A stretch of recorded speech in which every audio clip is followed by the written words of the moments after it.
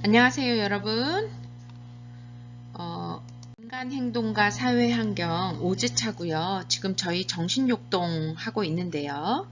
먼저 들어가기 전에 제가 오리엔테이션에 안내했던 것처럼 평가 내용, 평가 방법 한 번 더 이야기하고 그 다음에 수업 진행하도록 하겠습니다. 저희 중간고사, 기말고사 있고요. 보고서 영유아 발달과 관련된 논문 읽어 요약하기 12주차에 제출하셔야 되는 거 잊지 마시고요. 의견 참여도가 있습니다. 그래서 영상을 제가 따로 찍었어요. 촬영을 해서 올려놨고요. 학습 관련 논의 발표를 정리해야 되는데 제가 의견 참여도라고 해서 한 4가지로 이러한 거 해주십시오 하고 올려두었습니다. 그래서 과제란에 들어가시면 LMS의 과제, 인간행동과 사회환경, 그리고 과제 있는데 보시면 의견 참여도라는 그런 파일이 있습니다. 그거를 다운로드 받으시고 거기에 있는 한 4문제를 4가지 지문을 작성하시면 됩니다. 6주차에 제출해 주시면 돼요. 그리고 출석 참여도 지금 열심히 잘해 주셔서 너무 감사합니다. 자, 그러면 오늘 강의는 이거 한 번 더 제가 안내해 드릴게요. 4월 9일까지 업로드 해야 되고 인간행동과 사회환경 들어가시면 과제란에 여기 보이시죠? 과제란에 들어가시면 의견 참여도가 있어요. 클릭해서 들어가시면 이런 파일을 다운로드 받으시고 여기다가 작성하시면 돼요. 작성하시고 그 과제란에다가 업로드 시켜 주셔야 돼. 그러면 제가 다 일일이 출력해서 볼 수 있거든요. 거기다가 업로드 부탁드립니다. 오늘은 융 이론을 우리가 살펴볼 거고요. 이 융도 정신분석 각의 범주 안에 들어가 있는 학자입니다. 그래서 4가지 범위로 볼 거예요. 융의 이론의 특징, 주요 개념, 성격과 성격 발달, 융 이론 평가. 먼저 융의 이론의 특징을 보면 그러면 프로이드와 뭔가 다른 점을 보면서 프로이드 그 정신분석학에 들어가 있기는 하지만 무의식을 중요하기는 하지만 어떤 점이 다르고 어떤 점이 같은지 보면서 살펴보도록 할게요. 먼저 프로이드와의 공통점을 보면 무의식의 영향을 강조했다. 융은 프로이드와 마찬가지로 인간의 정신이나 마음 속에 무의식이 존재하며 이러한 무의식이 인간의 행동과 경험 그리고 정신생활에 매우 역동적이고 강력한 영향을 미친다고 보았어요. 그리고 이러한 무의식을 통찰함으로써 인간의 성숙이 이루어질 수 있다고 보았습니다. 그래서 꿈의 해석을 강조했고요. 융과 프로이드 모두 무의식을 이해하기 위한 방법으로 꿈의 분석을 강조했다는 거. 그러면 차이점은 어떤 것들이 있을까요? 무의식을 바라보는 관점에서 프로이드가 말하는 무의식은 억압된 본능과 갈등의 저장소. 내가 상처를 받았어. 상처를 받은 것을 내가 이렇게 눌러놓은 거야. 내가 어렸을 때 상처받은 거 눌러놓은 거야. 그리고 또는 내가 이거 하고 싶은데 내 욕구를 내가 눌렀어. 내가 이거 하고 싶은데 내 스스로 누른 거. 억압한 거. 그 다음에 갈등. 내가 참은 거, 상처받은 거 이런 것들의 저장 장소라면 융이 말하는 무의식은 창조적 조정 기능을 가진 삶의 원동력 완전 반대예요. 혹은 인간의 마음을 진정으로 성숙하게 하는 창조의 셈, 나를 더 힘있게 일하게 만드는 그런 창조의 원동력이라고 본 거예요. 완전 반대로 봤다. 정신세계의 구분을 보면 프로이드의 구분은 의식, 전의식, 무의식 그리고 융은 의식, 무의식 그런데 그 무의식이 개인 무의식, 집단 무의식 이렇게 나눈 거예요. 융은 어떻게 나눴다고요? 의식과 무의식을 나눴고 그 무의식에 개인 무의식이 있고 집단 무의식이 있어요. 개인 무의식이 오히려 프로이드가 말하는 거와 같은 거고 집단 무의식이라는 것을 융이 새로 만드는 거예요. 그래서 무의식의 영역을 보면 프로이드의 무의식은 개인의 어린 시절 과거 경험의 산물, 내가 어린 시절에 상처받았던 거, 스스로 눌렀던 거 이런 것들에 대한 산물이라면 융이 말하는 무의식은 프로이드의 개인적인 무의식에 국한한 것뿐만이 아니라 모든 인간에게 이 정신 속에 집단적인 무의식이 있다라고 생각하는 거예요. 원형적인 무의식이 있다라고 생각하는 거예요. 인간만의 인간으로서 집단이 갖고 있는 집단 무의식이 있다라고 본 거예요. 자, 그리고 원인론과 목적론. 프로이드는 원인론. 현재는 과거에 의해 결정된다. 지금 현재 보이고 있는 저 사람의 저런 모습은 과거에 저런 상처를 받았기 때문에 이 모습이 있는 거야 라고 보는 입장이 프로이드라면, 융은 목적론이에요. 현재가 과거의 영향을 받기도 하지만 미래에 대한 열망과 기대, 목적 의식에 의해서도 영향을 받는다라고 생각을 한 거예요. 어떻게? 내가 어떤 모습을 담고 싶느냐, 내가 도달해야 할 목표가 있기 때문에 지금의 내 모습이 있는 거야.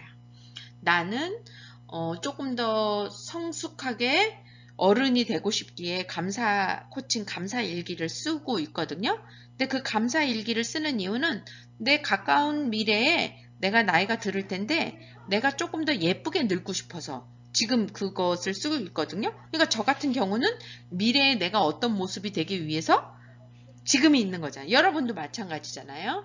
여기에 학위를 취득하러 오신 분도 계시고, 그 다음에 보육교사 자격을 따러 오신 분도 계시고, 사회복지 자격 취득을 위해서 오신 분들도 계시잖아요. 그러니까 지금 여러분들이 공부하고 이런 이유는 뭐예요? 내가 미래에 무엇인가 하고자 해서 지금이 있는 거잖아요. 그 열망에 내 모습이 있는 거잖아요. 그렇게 보는 것이 누구다? 목적론적으로 보는 게 융이다. 그래서 인간 발달에 대한 관점도 프로이드와 융이 좀 차이가 있는데요. 발달 단계, 프로이드는 청소년까지 5단계 성격 발달, 우리 처음으로 이 과목을 들으신 분, 신입생인 분은 프로이드의 그 5단계 계속 듣게 될 텐데 한번 다시 해볼까요?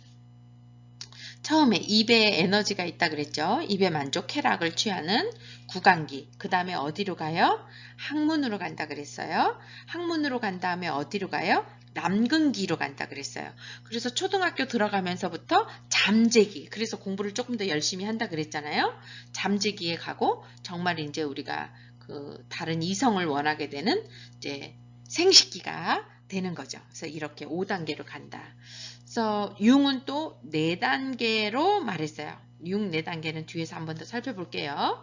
그리고 프로이드의 강조점은 특히 만 5세까지의 어린 시절을 강조하기 때문에 부모에 대해서, 특히 엄마의 영향에 대해서 되게 강조를 많이 했고, 융은 성격의 여러 측면을 통합하여 전체 인격을 개인화 또는 개성화 해 가고 있는 자기 실현을 할 수 있는 중년기를 굉장히 중요시했다. 자, 프로이드는 만 5세까지, 융은 중년의 심리학이라고 할 만큼 어디를 중년기에 만큼 자기를 정말 잘 알아가고 자기 실현을 할 수 있는 그런 시기가 개성화인데, 전체 인격을 통합하는 개성화를 한 건데, 말이 좀 어렵지만 이제 앞으로 차차 개념을 배우시면서 이해가 될 거예요. 그래서 중년을 굉장히 중요시했다. 그래서 중년의 심리학이라고도 이야기를 한다. 그리고 발달에 대한 관점은 어린 시절의 경험이 무의식에 남아 평생을 좌우한다는 결정론적 관점이고요. 융의 입장은 성격 발달이 전생에 걸쳐서 이제 이루어질 수 있고 또는 미래에 또는 달라질 수 있다라고 보는 거예요. 변할 수 있다라고 보는 거예요. 그러니까 유동적인 거고 변화 가능한 거고, 프로이드 입장에서는 어린 시절에 부모에게 어떤 영향을 받았느냐에 따라서 저 사람의 그 성격이 결정된다. 이런 아주 큰 차이점이 있습니다. 그리고 6번째로는 리비도의 의미. 프로이드의 리비도는 성적 본능의 에너지, 그 쾌, 갖고 싶은 그 K가 그 성적 본능이 어디로 이동하느냐에 따라서 발달 단계를 나누었다면 융의 리비도는 인생 전반에 작동하는 창의적인 생활 에너지예요. 생활 에너지. 내가 저기 목표를 두고 나 저렇게 할 거야 라는 그런 생활 에너지. 그리고 7번째로는 본능에 대한 강조인데요.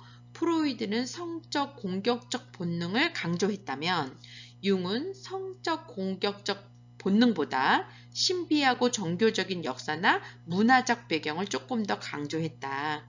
그 집단 안에의 무의식, 집단 무의식, 인간이라는 종의 그 무의식, 그리고 내가 목표하는 바로 다 나가고 싶은 것, 이런 것에 더 강조점을 뒀다, 본능을. 자, 앞부분에 이해가 안 될 부분도 있을 거예요. 그러나 이제 개념을 하나씩 보게 되면 조금 더 이해가 될 것 같아요. 자, 주요 개념으로는 개인 무의식과 집단 무의식. 융도 무의식을 중요하게 생각했는데 그 의식과 무의식 이렇게 두 개로 나눴는데 그 무의식에는 개인 무의식과 집단 무의식이 있다 그랬어요. 그래서 융은 정신을 의식과 무의식 두 영역으로 구분하고 무의식을 개인 무의식과 집단 무의식으로 다시 구분했는데 개인 무의식은 의식에 인접해 있는 무의식으로 집단 무의식에 의해 쉽게 의식화될 수 있는 망각된 경험이나 감각 경험으로 구성된다. 너무 어려워. 한번 보시면 돼요. 그래서 개인 무의식은 개인의 과거 경험 중에서 첫 번째 어떤 거냐면 현실 세계의 도덕관이나 가치관 때문에 현실에 어울리지 않아 내가 좀 눌러놨던 거. 나 지금 미니스커트 입고 싶은데 내가 지금 미니스커트 입고 나가면 다리도 못생겨가지고 사람들이 나를 너무 이상하게 생각할 것 같아. 근데 내 욕구는 그걸 입고 싶은데 내가 그걸 눌러놓는 거지. 네, 눌러놓는 거. 억압되어져 있는 거. 그랬는데 내가 미니스커트를 입고 싶었는지도 몰라. 너무 눌러놔가지고. 내가 뭘 좋아하는지도 몰라. 그러니까 그렇게 내가 뭘 좋아하는지 모르는 사람들은 나의 욕구들을 많이 눌러놓은 사람들인 거죠. 이렇게 눌러놓은 사람들. 근데 그거는 현실 세계의 내 도덕관이나 가치관 때문에 그게 현실과 어울리지 않는다라고 생각을 해서 내가 나를 이렇게 누르는 거. 그러거나 또는 그 내용이 진짜 어떤 내용들은 너무 중요하지 않아서 내가 의식할 필요가 없는 거야. 너무 중요하지 않아서 의식할 필요가 없는 거, 또 그 반대로 너무 중요해서 내가 너무 힘들어. 그것을 기억하게 되면 너무 힘들어서 기억을 내가 망각해버리는 거지. 고통스러워서 어떤 것들은. 그리고 그 외에 다른 어떤 이유에서 잊어버린 내용들로 구성된 거. 그건 뭐든지 뭘 모르는 거지만 내가 삶 속에서 있었는데 그냥 잊어버리게 된 거죠.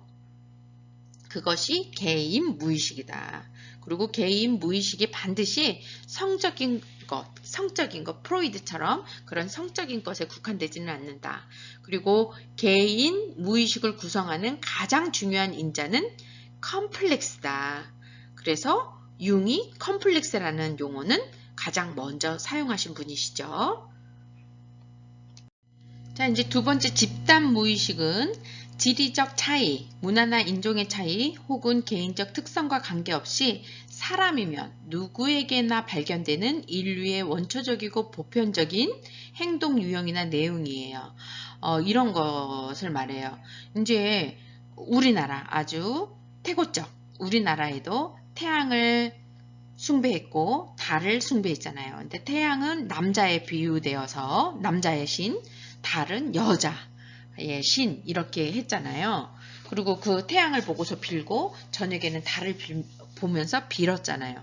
그런 것처럼 지구 반대편에 우리랑 교류도 한 번도 하지도 않았는데 지구 반대편에서도 보면 태양을 남자에 비유하고 또는 태양 신을 섬기고 또 달을 섬기고 이러한 보편적인 무의식이 그렇게 갖게 만들었다.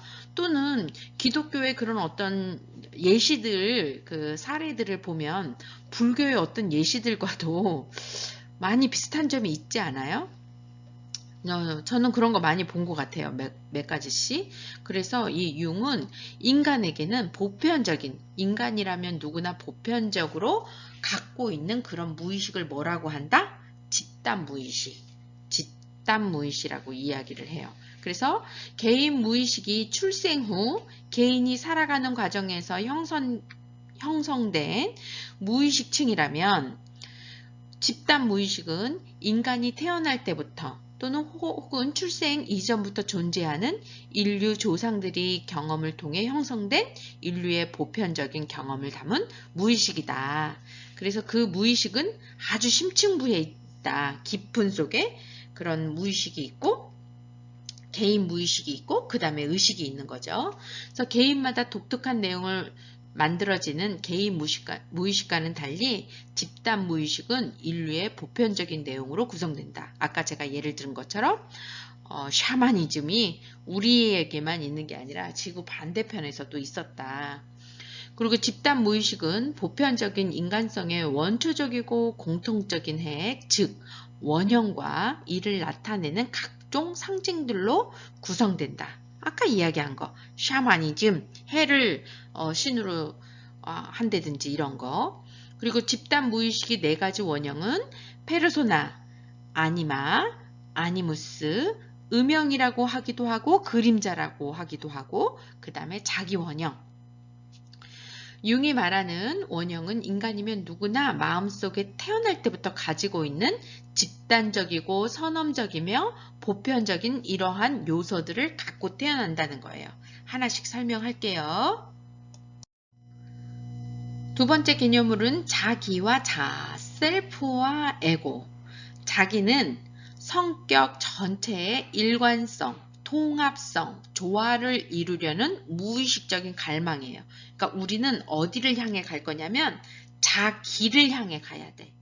그래서 성격에 상반된 두 가지 측면들이 있는데 아니마 아니무스 뭐 남성성 여성성 이렇게 있는데 이것을 이 상반된 측면을 균형 있고 조화롭게 만들려는 내적 충동 그게 자기가 되는 거야. 이렇게 균형 있게 만들려고 하는 거. 그래서 자기는 원초적으로 인간에게 내재되어 있는 집단 무의식을 구성하는 핵심적인 원형 중의 하나이며 무의식의 의식화, 즉 개성화가 이루어질 때 발현된다. 내가 여자야. 내가 여자면 내 안에는 어떤 성이 있냐면 남자로서의 성이 있는 거야. 그래야 남자를 이해할 수 있는 거지. 아니무스가 있는 거야.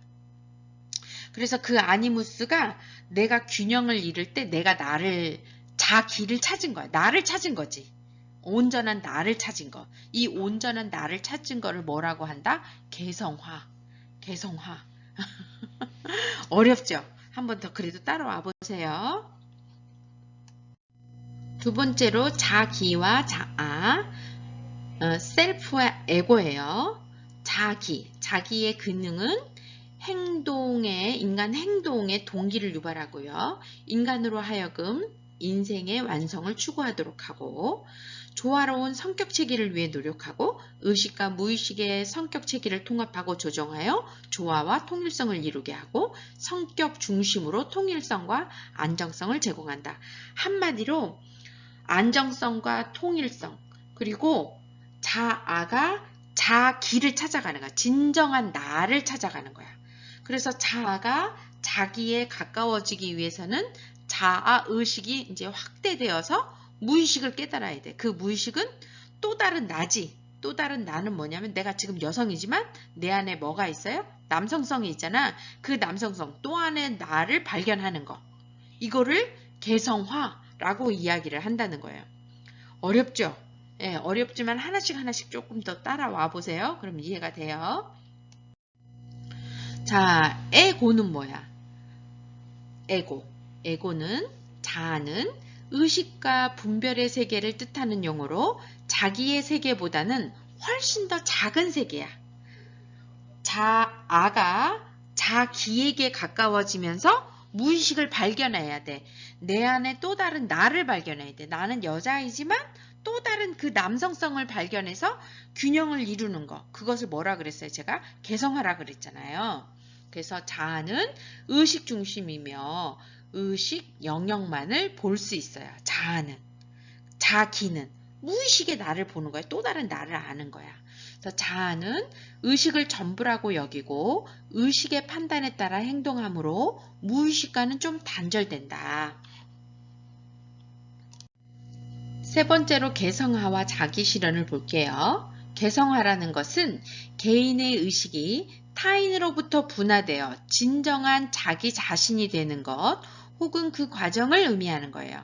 그래서 자아가 자기를 알아가는 과정이라고 할 수 있는데 그것을 우리는 자기, 또 다른 나를 알았으면 이것은 자기실현이라고도 또 얘기를 해요.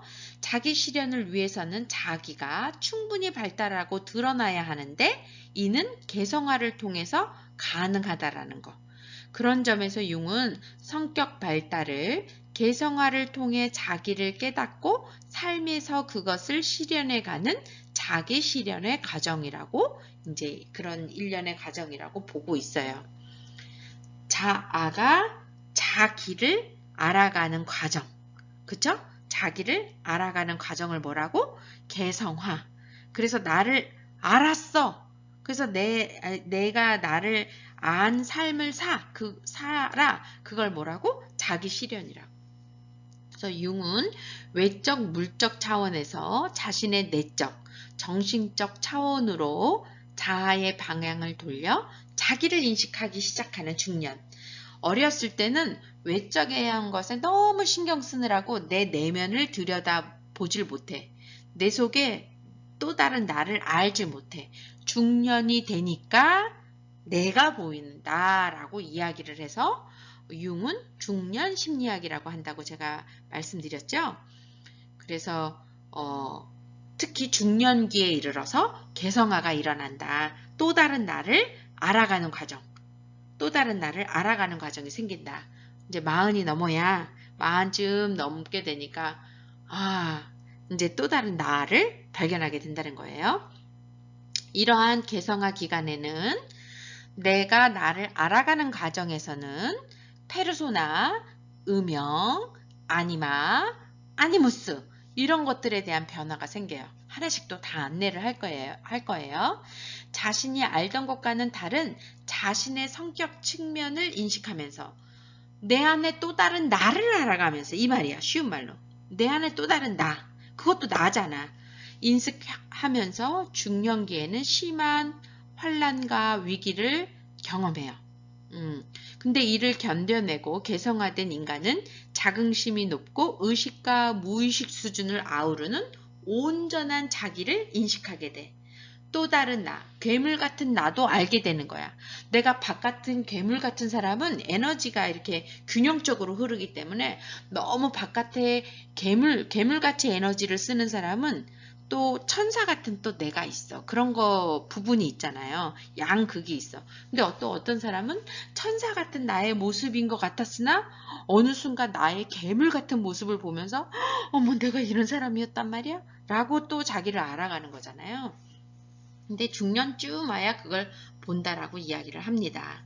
또 하나씩 그 용어를 설명을 듣게 되시면 알게 돼요. 이게 다 어려워요. 그래서 융의 심리학을 다 어렵다라고 얘기해. 이해하기가 힘들어요. 원래 힘든 거야. 그냥 한번 들으시면 돼. 그래서 자기 실현은 뭐냐면 자아가 성격의 전체이고 주인인 자기로 변화되어 가는 것. 즉 보다 통합적이고 전체적인 인간으로 성장하는 것. 겉으로 보여지는 나뿐만이 아니라 속의 내 모습도 알아져서 보다 통합적이고 전체적으로 나를 알아가는 그 성장하는 인간, 성장한 인간. 그러니까 나를 알아가는 사람. 그래서 인간 발달의 궁극적인 목표는 자기 실현이다. 자기 실현은 뭐다? 또 다른 나를 아는 거라는 거야. 그래서 인간은 자기 실현을 위해 앞으로 나아가고자 하는 경향을 지닌 성장지향적인 존재다. 성장지향적인 존재. 제가 이야기했어요. 나는 이렇게 늙고 싶어서 감사쓰기 한다. 이렇게 이야기를 했잖아요. 이런 사람들은 성장지향적인 존재야. 여러분들도 마찬가지야. 나 학위를 따고 싶고 나는 이러한 자격증을 따고 싶어. 그래서 이러한 일들을 하고 싶어. 이런 것도 또 다른 나를 알아가는 과정이에요. 그리고 성장 지향적인 존재이신 거죠. 그리고 네 번째로는 페르소나와 음영. 페르소나는 바깥으로 보여진 나. 음영은 그럼 어떻게 써요? 음영. 그림자니까. 속에 들어있는 나. 그쵸? 음영을 그림자라고도 이야기를 해요. 먼저 페르소나. 자아의 가면으로서 개인이 외부 세계에 내보내는 이미지. 여러분들이 지금 보고 있는 나. 예, 이런 나. 내가 여러분들한테 보여주고 싶어서 포장한다. 제가 선생이라는 직업을 가진 후로부터는 특히 제가 동네에서 유치원 선생님을 했었어요. 제 친정이 있는 동네에서 유치원 선생님을 했었어 가지고 아이들이 보니까 슈퍼마켓을 가더라도 그래도 뭘 챙겨 입고 가야 되겠더라고요. 그러니까 남한테 내가 보여주고 싶은 그 겉의 모습을 뭐라고 한다? 페르소나. 그래서 외부와의 적응에서 생긴 기능 콤플렉스로 나는 교사로서 보여주고 싶어. 이 동네에 코 올리기가 아니라 특히 그래서 동네에서 성공하면 환영을 못 받는다는 게 어렸을 때 쟤 코 올리고 다녔고 쟤 저러고 다녔는데 쟤 저런다? 이러니까 그 동네 안에서는 그 인정을 더 못 받는 경향들이 있잖아요. 그러니까 외부에서 생긴 그런 컴플렉스로 인해서 내가 더 잘나 보이고 싶은 거, 사회적 요구에 적절히 반응하기 위해 다른 사람들에게 내보이는 공적인 모습 또는 역할이 뭐다? 페르소나다. 그러니까 우리 누구에게나 다 있어. 그게 이제 너무 심하다 보면, 그러니까 이제 나쁜 건 뭐냐면 너무 심할 때. 그런 게 나의 안의 모습과 바깥의 모습이 너무 심할 때, 이질적일 때, 그때 힘들지만 우리 누구에게나 다 이런 페르소나가 있습니다. 그쵸? 잘 보이고 싶지. 나도 여러분한테 잘 보이고 싶어. 그래서 사회에 적응하거나 성공하기 위해 페르소나는 어느 정도 필요하다. 어느 정도 필요. 난 그딴 거 상관없어. 나는 뭐, 이런 거 아니야. 이런 사람 불편하잖아. 예의는 지켜줘야 되는 거잖아요. 그쵸? 그래서 사회에 적응하거나 성공하기 위해서 어느 정도의 페르소나는 필요하다. 근데 이게 극이 너무 심할 때, 너무 심할 때 우리는 찡이라고 또 이야기를 하죠. 두 번째, 음영. 제가 그림자라고도 이야기를 하고 음영이라고 얘기를 했어요. 바깥으로 보이는 면 말고 내 속에 있는 모습. 원시적인 동물적 본능을 포함하고 있는 원형으로서 성격의 어둡거나 사악한 측면을 조금 말해요. 그래서 가장 강력한 원형으로서 인간 생활의 활력과 추진력이며 삶의 원천이 되기도 하는데 내가 좀 감추고 싶은 또 나. 그리고 나도 모르는 또 나. 그것이 뭐다? 음영, 그림자.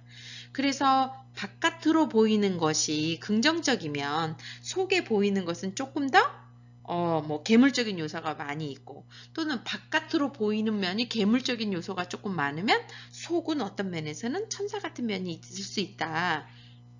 그래서 긍정적인 자아상과는 반대되는 개념이 대부분이지만 의식적인 자아상이 부정적이면 무의식적인 음영은 긍정적일 수 있다. 근데 우리는 그 음영을 얘기할 때 좀 부정적인 것들을 얘기를 하죠. 왜? 우리는 모두가 잘 보이고 싶으니까.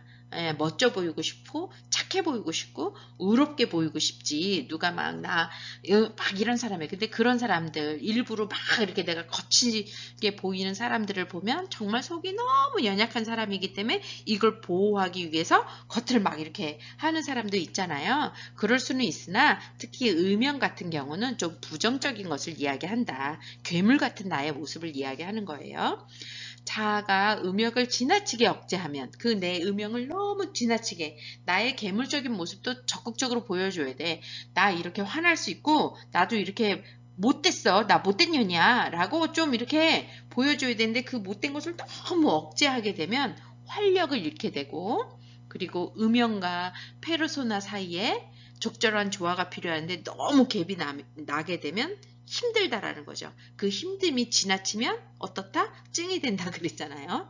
그러니까 내 속에 있는 나 너무 누르지 말고 여기서 보면 나도 보여줘야 되는 거지. 내 모습도 좀 보여줘야지. 나 이럴 수 있어. 나 이기적일 수 있어. 나 이기적이야. 그렇게 인정해버리면 좀 쉬운데 나 이기적이 내가 담을 수 없을 만큼 나를 눌러버리게 되면 내 몸이 아파지는 것 라는 거로 이야기를 하죠. 융은. 자, 그 다음에 5번째로 아니미와 아니무스. 아니미. 우리 융은 인간은 모두 다 양성성이 공존한다라고 보고 있어요. 그래서 아니마는 남성이 갖고 있는 여성적인 측면을 말하는 거야. 그러니까 남성에게도 남성성과 여성성이 있는데 남성이 여성적인 것을 이 속에 갖고 있다고. 또 다른 그 여성성이 중년에 나온다 그러잖아. 그래서 남자들이 나이 들면 뭐라 그래요? 어머, 여자가 되니까 드라마 보고 울기도 한다고. 그 남성 호르몬이 감퇴를 하다 보니까 여자가 되어간다고 그렇잖아요. 그런 말이 여기서 나온 거야. 무의식 속에 존재한 융은 인간은 남자든 여자든 양성성, 여성성과 남성성 그 모두를 갖고 있는다. 그러니까 개성화 또는 자기 실현을 하는 것은 뭐냐면 또 다른 나, 내가 남자라면 또 다른 그 아니마, 여성성을 만나는 것, 만나고 아는 것. 이것을 통해 남성은 여성을 이해할 수 있다. 그러니까 젊을 때는 여성을 잘 이해 못해. 나이 들어야 이해할 수 있다. 그래서 중년 심리학이라고 얘기를 하는 거예요. 자, 그리고 아니무스는 뭐야? 아니무스는 반대로 무의식 속에 존재하는 내가 여성이지만 남성성, 그것을 뭐라고 한다? 아니무스. 이것을 통해 여성은 남성을 이해할 수 있다. 그러니까 이 두 가지, 내 안에 또 다른 그것을 만날 때, 알 때, 알아갈 때 내가 개성화가 되고 자아실현을 할 수 있다 라고 이야기를 하는 거예요. 이제 조금 개념이 잡히시죠? 자, 그 다음에 컴플렉스라는 말을 이야기한 사람, 컴플렉스를 주장한 사람이 융이라는 거. 그래서 6번째는 컴플렉스인데요. 컴플렉스는 융이 처음 사용한 용어로 다음과 같은 의미를 가져요. 특수한 종류의 감정으로 이루어진 무의식 속의 관념 덩어리. 그리고 인간의 행위에 큰 영향을 미치는 무의식적인 욕망이나 기억, 나의 컴플렉스. 억압된 불쾌한 생각 또는 감정적 색채를 띤 표상. 이 모든 것을 컴플렉스. 또 다른 내가 나를 못 넘어가게 해. 근데 그것은 컴플렉스라는 이름인데 관념 덩어리이기도 하고 내가 누르고 있던 욕망이나 기억이기도 하고 불쾌한 감정이나 그러한 이런 표상, 색채를 띤 표상이라는 거.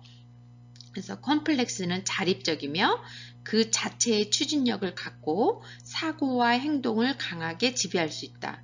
그러니까 컴플렉스가 너무 강해서 나를 눌러버리면 안 좋지만 컴플렉스는 에너지를 줘. 나에게 힘을 줘. 더 일할 수 있도록. 예를 들자면 여러분도 마찬가지야. 뭐 여러분들이 컴플렉스가 있어서 여기 왔다라는 것이 아니라 어떤 사람은 그럴 수 있잖아.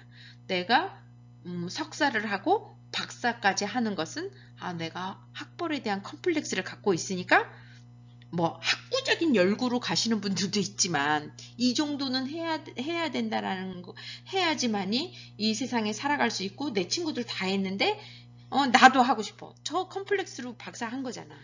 예. 나도 이런 거 잘하고 싶은데 나보다 못하는 애들이 막 강의도 하고 막 뭣도 하고 왜 내가 뭐가 못났어. 나도 할 거야. 컴플렉스가 나쁜 것만은 아니다. 나로 하여금 나를 더 성장시키게끔 하는 거예요. 강력한 추진력을 갖고 있어요.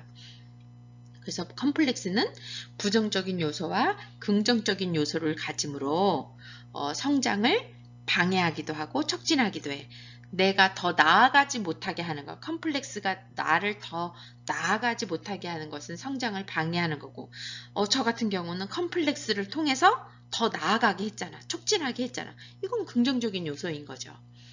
그래서 개인의 무의식에서 많은 기억을 축적하는 과정에서 발생하고, 융은 컴플렉스를 의식화하는 것이 인격 성숙의 과제라고 보았다. 내 컴플렉스를 속으로 숨기는 것이 아니라 오히려 드러내. 근데 일부러 뭐 컴플렉스를 자랑할 것이 아니라, 나는 이런 부분들을 딛고 일어섰어. 그리고 나는 이런 부분들이 있어. 이게 이제 건강하다라는 거죠. 인격 성숙을 할 수 있는, 그리고 개성화할 수 있는 그 과정이라고 본 거예요. 자, 7번째는 리비도. 리비도는 프로이드가 성적 욕망의 에너지로 제시한 개념이지만, 융은 리비도를 성적 에너지에 국한하지 않고 인생 전반에 걸쳐 작동하는 생활 에너지라고 봤어요. 그러니까 나이가 들어도 에너지가 있고 나이가 들어도 꿈이 있어야 된다라고 보는 입장이야. 나이가 들었는데 꿈이 없어? 그러면 기꺼이 죽음을 맞이할 준비가 잘 안 된 거지. 그 자아 통정이 없는 거지. 나에게 그런 나이가 들어서도 꿈이 있고 내세가 있으면 기꺼이 죽음마저도 난 잘 살아왔어 라고 받아들인다라고 생각하는 입장이에요. 그래서 생활 에너지라고 보았는데, 리비도를 정신 에너지 리비도는 대립의 원리, 등가의 원리, 균형의 원리, 이 세 가지 원리에 의해서 작동한다라고 했어요.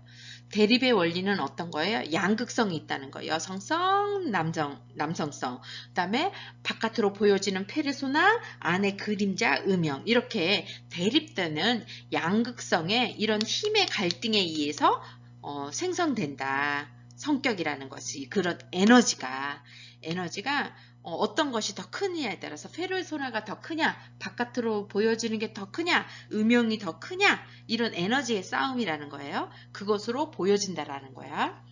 그리고 등가의 원리는 우리가 그 에너지, 보여지는 에너지가 무대한 대로 있는 게 아니라, 인간에게, 예를 들어서 인간에게 100이라는 에너지가 있으면 이 100이라는 에너지가 남성성으로 보여지는 게 내가 8로 썼다면 나머지는 얼마가 있는 거야? 2밖에 없다는 거야. 뭐 120 이렇게 있는 게 아니라 총량은 같다라는 거야. 내가 100을 있는데 100을 페르소나로 뭐 6을 쓰느냐, 음영으로 4를 쓰느냐, 이렇게 100 중에서 나눠 갖는다라는 거예요. 나눠 갖는다. 그러니까 어떤 게 바깥으로 보여지느냐에 따라서 그 에너지를 쓰고, 그렇게 에너지를 바깥으로 쓰다 보면 상대적으로 바깥에 대립되는 그 에너지는 작아지는 거죠. 그래서 등가의 원리. 물리학의 에너지 보존의 원리를 인간 정신에 작용한 원리로, 정신 에너지의 총량은 항상 일정하게 유지되며 성격 내에서 재분배되는 방식만 달라진다. 내가 뭐 6대 4로 쓰는지 7대 3으로 쓰는지, 어디에다가 더 많이 쓰는지, 그것이 바깥으로 보여지는 저 사람의 모습일 수 있는 거죠. 근데 균형의 원리가 있어요. 뜨거운 대상과 차가운 대상이 접촉해서 같은 뜨거운 것과 차가운 것이 만나지면 어느 순간에는, 그쵸? 뜨거운 것이 밑으로 내려가잖아. 그쵸? 차가운 것이 이제 따뜻한 물로 이렇게 올라오게 되잖아요. 그래서 평형 상태가 될 때까지 이렇게 이동하게 된다. 그래서 정신 에너지에 뜨거운 물, 차가운 물, 이렇게 열 에너지, 엔트로피 원리라고 얘기를 해요. 엔트로피 원리. 그래서 균형을 이룬다 라고 얘기해요. 자, 에너지를 어떤 원리예요? 첫 번째로는 대립의 원리, 상반되는 그 에너지가 갈등으로 겪어진다. 그리고 등가의 원리, 총량은 같다. 그 다음에 어떻게 해야 된다? 균형을 이룬다. 또 다른 나를 발견해서 정말 양성성인 나, 개성화가 이루어지는 나, 자아실현을 한 나, 내가 된다, 균형을 갖게 된다, 이런 입장이에요. 자, 세 번째로 성격 발달. 성격과 성격 발달. 융은 성격 발달을 의식과 무의식이 서로 교류하고 적절히 조화를 이루는 것으로 보았고요. 특히 중년기의 중요성을 강조했어요. 중년이 되어서야지만이 또 다른 나를 알 수 있다. 그래서 성격이라는 것은 자아의 태도와 심리적 기능, 성향이라는 두 기준을 근거로 성격 유형을 분류할 수 있는데요. 자아의 태도, 자아의 성향이라고도 말을 해요. 삶에 대한 일반적인 태도를 의미하며 자아가 갖는 정신 에너지의 방향은 내향성과 외향성. 내향성으로 에너지를 많이 쓰게 되면 외향적인 게 작아지는 거지. 이렇게 바꿔야 되겠죠? 내향적인 거에 에너지를 많이 쓰게 되면 외향적인 건 작아지고, 외향적인 것에 에너지를 많이 쓰게 되면 그쵸. 총량의 법칙에 의해서 그러는 거죠. 그래서 삶에 대한 일반적인 태도를 의미하며 자아가 갖는 정신 에너지의 방향은 내향성과 외향성으로 구분되고, 내향성은 리비도가 자신의 내적 세계, 그래서 자기 성찰, 주관적인 정신 구조와 가정, 이런 것을 지향하는 것, 그리고 자신의 내적 가치 기준에 의해 주관적으로 판단하고 행동하는 것. 그럼 외향성은 반대겠죠. 리비도가 외부적인 세계, 객관적인 사실과 조언, 그리고 타인을 지향하고 다른 사람에게 관심이 많고 외적 가치 기준과 객관적 자료에 의해 판단하고 행동해요. 어릴 때. 그리고 중년이 되면서 이제 안으로 향해진다 그랬죠. 그래서 모든 사람이 내향성과 외향성을 다 가지고 있으나 어느 한쪽이 상대적으로 우세한가에 따라서 그 사람의 모습이 이제 결정되는 거죠. 보여지는 거죠. 자, 그 다음에 두 번째로는 심리적인 기능, 정신적인 기능을 보면 성격의 심리적인 기능에는 합리적인 기능과 비합리적인 기능이 있어요. 합리적인 기능은 이성적 판단을 필요로 하는 것, 비합리적인 기능은 이성적 판단을 필요하지 않는 것. 그러면 합리적인 기능에는 사고형이 있고 감정형이 있어요. 다시 합리적인 기능, 이성적인 생각을 하는 거, 거기에서는 사고형과 감정형이 있는데 사고형은 객관적인 진실과 원리, 원칙에 의해 판단을 하고 논리적이고 분석적이고 규범과 기준을 중시하는 것, 그것이 사고형. 감정형은 객관적 진실보다는 사람과의 관계, 보편적인 선 등에 관심을 두고 원리 원칙보다는 사람과의 그런 상황, 이런 것들을 고려해서 판단하는 거예요. 감정력. 그렇지만 생각을 하는 거잖아요. 합리적인 생각을 하는 거잖아요. 비합리적인 기능, 감각형과 직관형이 있어. 감각형은 구체적이고 사실적인 측면에 초점을 두고 매우 일관성 있는 현실을 수용을 하고 추구하는 것. 그리고 실제의 경험을 중시해서 지금 현재에 초점을 맞추고 정확하고 철저히 일처리를 하는 스타일이에요. 감각형으로 그냥 착착착. 직관형은 미래의 가능성과 육감에 초점을 두어 변화와 다양성을 추구, 그리고 가능성과 의미를 추구하며 신속, 비약적으로 일처리를 하는 그런 스타일. 그래서 여기서는 그렇게 막 이성적인 판단을 필요로 하지 않아. 감각형, 직관형은. 예, 감각적으로 행동을 하고 직관적으로 행동을 하기 때문에 그냥 비합리, 이성적인 판단을 필요하지 않아. 그냥 나 안에 갖고 있는 그대로 하는 거야. 그러나 합리적인 기능을 갖고 있는 사람은 사고형이든 감정형이든 생각을 하는 거죠. 그쵸? 합리적인 사고로 어떤 게 더 예를 들어서 논리적으로 하는지 그냥 감정으로 생각을 하든지 내 감정으로 얘가 나한테 사탕 하나 더 줬으니까 내가 얘를 선택할 거야. 이런 거는 감정형이라는 거야. 그렇지만 생각한 거야. 논리는 있어. 나름대로. 얘가 나를 사탕 하나 더 줬기 때문에 내가 내 편이 되는 거야. 감정적인 거잖아요. 그러나 감각형과 직관형은 사고를 안 하잖아. 그렇게 이해하시면 돼요. 자, 그 다음에 심리적 기능의 특징을 보면 어떤 기능을 우선적으로 사용하고 어떤 기능을 비교적 덜 사용하는가에 따라 개인의 기본적인 성향이 달라지죠. 그쵸? 내가 합리적인 그런 생각을 가지고 하는가, 비합리적인 것으로 그냥 직관으로 하는가에 따라 달라지겠죠. 그래서 심리적 기능 중 한 기능만이 의식을 지배받고 나머지 개인적 무의식이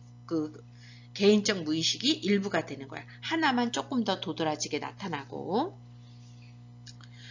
그리고 우수 기능과 열등 기능이 있는데 그럼 우수 기능이 어떤 거겠어요? 더 도드라지는 거. 그거는 우수한 거. 그 다음에 열등한 것은 다 그런 모든 기능을 갖고 있지만 아직 바깥으로 보여지지 않은 건 열등한 거겠죠.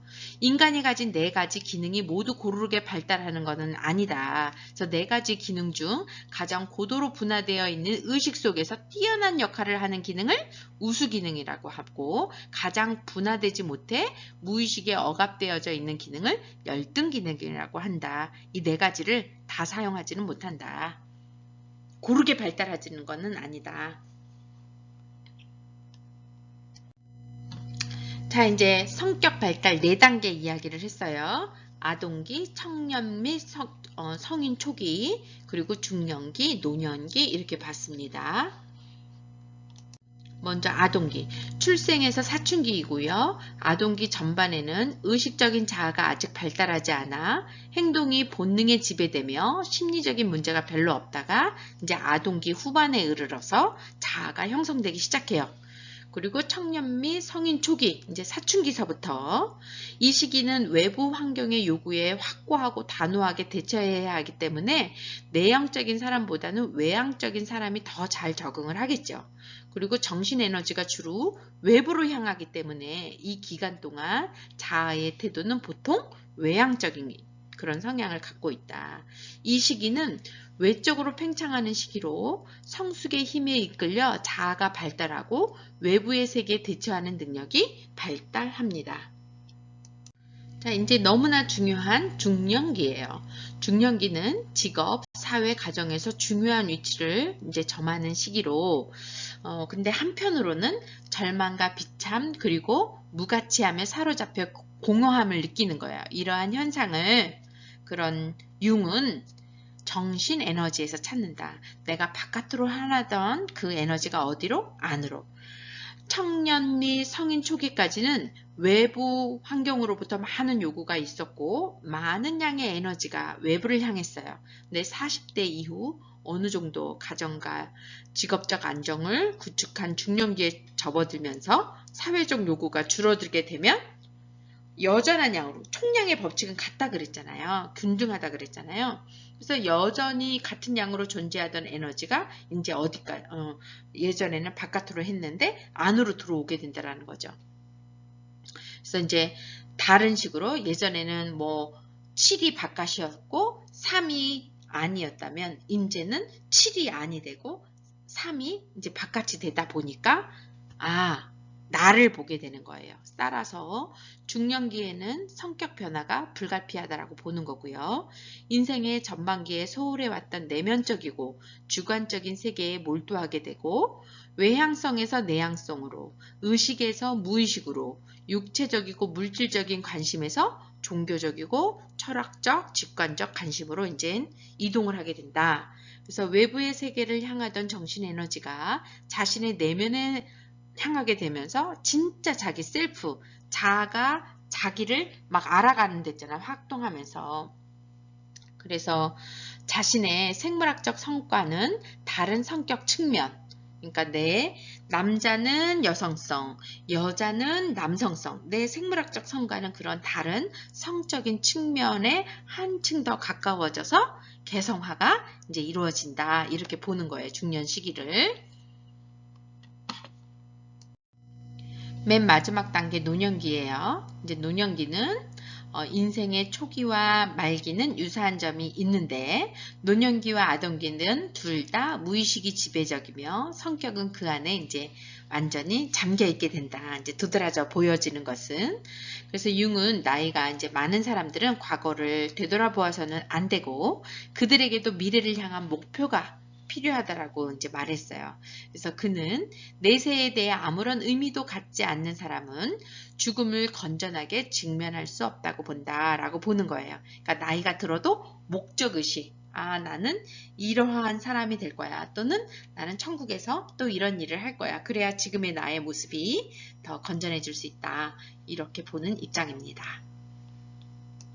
자, 이제 융 이론의 긍정적인 평가 한번 볼게요. 현대 심리학뿐 아니라 정신의학, 철학, 종교학 등을 비롯한 다양한 학문 분야의 이제 발전에 기여를 했다. 중년 심리학을 또 이제 아주 중요하게 다룸으로써 특히 내적 경험의 중요성, 인간 본성의 양면성, 중년기 발달에 대한 관심 등은 지금까지도 중요하게 다루어지고 있습니다. 그리고 비판점은 개념이 너무 어려워서 제가 말씀드렸잖아요. 그게 비판점이야. 이해하기가 쉽지 않다. 개념의 명료성이 다른 정신욕동 이론에 비해 부족하며 이론 간 관련성이 애매하다는 비판을 받습니다. 그리고 프로이드 이론과 마찬가지로 환자의 치료 과정에서 나타난 경험적 자료를 바탕으로 한 것이기 때문에 과학적인 검증이 어렵고 또한 문화, 종교, 신화, 상징, 연금술, 신비 등에 관련된 자료들을 활용하여 연구한 것이기 때문에 실증적인 검증이나 설명이 좀 어렵다라는 것이 비판점이었습니다.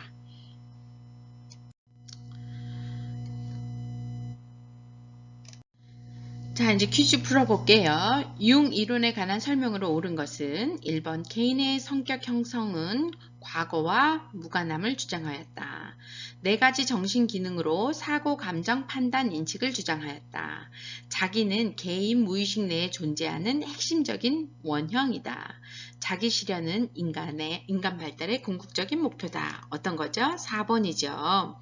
융은 성격 형성에서 과거의 경험뿐만이 아니라 미래에 대한 열망도 영향을 미친다고 보았고요. 그러니까 1번 틀렸고 2번은 융이 주장한 4가지 정신기능은 사고, 감정, 직관, 감각이고 4번은 자기는 집단 무의식 내에 존재하는 핵심적인 원형 중 하나다. 그쵸? 예. 개인 무의식이 아니라 집단 내에 융의 분석심리 이론에 관한 설명으로 옳지 않은 것은 1번 자아는 의식과 무의식을 결합하는 원형인 심상이며 의식은 자아에 의해 지배된다. 2번째 페르소나 자아의 가면이라고 하며 외부와의 적응에서 생긴 기능 컴플렉스이다. 3번째 음영 그림자는 자신이 모르는 무의식 측면에 있는 부정적인 또 다른 나의 모습으로 된 행동을 하게 만든다. 4번째, 집단 무의식, 인류 역사를 통해 조상으로부터 물려받은 정신적 소인으로 개인마다 그 원형은 다르다? 어떤 거일까요? 옳지 않는 것은. 그렇죠. 4번이죠. 공통적인 거죠. 다르지 않은 거죠. 집단 무의식은. 3번째, 융 이론의 주요 개념을 설명한 것 중 옳지 않은 것은 첫 번째, 집단 무의식은 개인적 특성과는 관계없이 누구에게나 존재하는 무의식이다. 2번째, 자기는 인간으로 하여금 인생의 완성을 추구하도록 한다. 음영은 가장 강력한 원형으로서 인간 생활의 활력과 추진력, 삶의 원천이 된다. 4번째, 성격은 비합리적인 기능에 따라 사고형, 감정형으로 구분된다? 네, 몇 번이 틀렸어요? 옳지 않은 것은? 그쵸. 4번이죠. 성격 유형에서 사고형, 감정형을 구분하는 기준은 성격의 심리적 기능인데 그 심리적 기능은 합리적 기능에 따라 사고형, 감정형으로 구분되죠. 그리고 비합리적 기능은 감각형, 직관형. 4번째, 융의 분석심리 이론에서 집단 무의식을 구성하는 원형에 들지 않는 것은 1번 페르소나, 2번 아니마와 아니모스, 3번 콤플렉스, 4번 자기. 뭘까요? 그렇죠. 3번 컴플렉스죠. 컴플렉스는 집단 무의식이 아니라 개인 무의식 그 영역에 속하는 거죠. 예. 5번째, 융의 이론의 주요 개념에서 개성화에 대한 설명으로 옳은 것은 1번 모든 컴플렉스와 원형을 끌어들여 성격을 조화시키고 안정성을 유지. 2번째는 성격의 중심으로 통일성과 안정성을 제공. 3번째, 인간의 정신에 존재하는 보편적이고 근원적인 핵이다. 인간이 자신의 일부라고 받아들이기 꺼려하는 성격의 어둡거나 사악한 측면. 1번이 맞죠? 자기. 예, 통일성과 안정성을 제공하지요. 자, 성격의 중심으로 통일성과 안정성을 제공하는 건 뭐야? 자기. 개성하는 모든 컴플렉스와 원형을 끌어들여 성격을 조화시키고 안정성을 유지하는 거. 그러면 인간 정신에 존재하는 보편적이고 근원적인 핵은 뭐예요? 음영. 인간이 자신의 일부라고 받아들이기 꺼려하는 성격이 어둡거나 사악한 측면을 뭐예요? 음영. 이것도 그림자. 그쵸? 사악한 측면. 음영 그림자를 설명한 겁니다. 자, 어려운 이론 끝까지 들으시느라고 너무너무 수고하셨습니다. 애쓰셨어요.